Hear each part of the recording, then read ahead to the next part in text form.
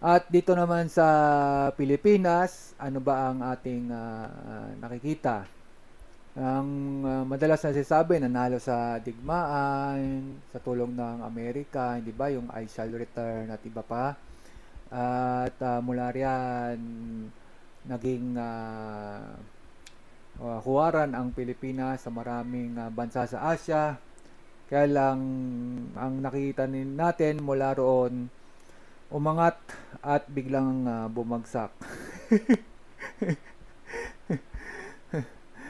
Tingin ko kasi dumami ng dumami ang tao eh. Kasi alam mo yan, dito sa China, ang paliwanag din dyan.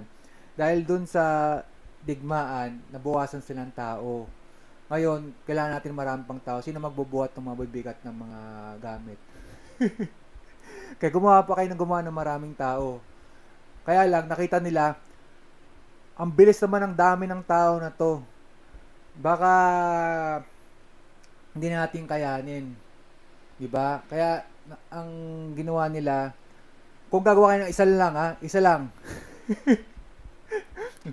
Kasi isang kategory rin yung tao, hindi mo na magawa ng ayos ang pamala, no? Pamamahala. Isang katerba na sila. Tapos lahat sila iniisip nila, sarili na lang nila, no? Ibig sabihin ng sarili nila, sariling pamilya nila, yung para sa kanila yan, o bala-bala ka na, bala na kayo sa buhay nyo, ha?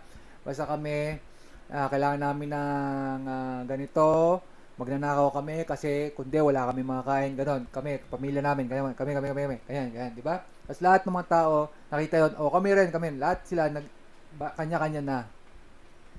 Kaya, yung nakita yon ng pamalan ng China, gumawa sila ng paraan o bawasan natin yung tao sa pamamagitan ng paggawa nitong patakaran na isa lang ang anak ng bawat pamilya at kung gumawa ka ng marami, magbabayad ka ng marami rin.